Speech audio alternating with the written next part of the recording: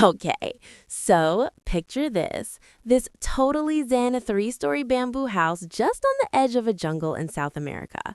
For 17 years, a 60-year-old woman is living the life there, running a vegan restaurant, doing her artsy thing, writing, the usual. She's like the picture of a good neighbor, even building houses for locals after earthquakes and doing art workshops for kids, helping them all get used to modern life. But, there's always a catch, because underneath all this tranquility, there's some serious tension simmering. In this tiny fishing village of 1,500 people, her independence was apparently seen as a threat. A single woman who didn't want to marry local men, get that. They started calling her a witch, completely unable to understand that a woman could be happy and thriving without a husband. Then it got serious. Their neighbors started pouring poison over her fence, killing her 15-year-old hibiscus tree that gave her any privacy. And then, not long after, they actually came back with machetes and hacked her entire front garden into bare dirt, laughing while they did it. They expected her to break, to cry, or to leave. Instead, she just went into her art studio and started up on psychological warfare.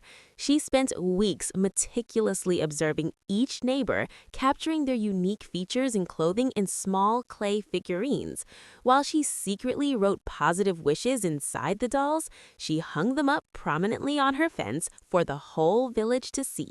To a community steeped in superstition, these weren't artistic expressions, they were voodoo dolls. The neighborhood spiraled into a panic. The very people who had hacked down her garden to expose her were now terrified of the energy she had placed back into the world.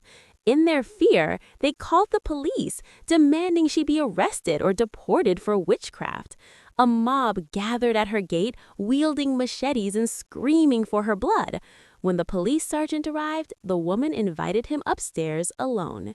She showed her books, her paintings, and the supposed voodoo dolls. The sergeant, realizing the irony of the situation, began to laugh. He saw the truth. A group of bullies had been outsmarted by a woman with a better imagination. The sergeant walked back down to the mob and delivered a booming ultimatum. He told the villagers that while art was legal, destroying property was a crime. He warned them that a single hair on her head was touched or a blade of grass in her garden was harmed, he would personally haul them to jail. The crowd was stunned into silence.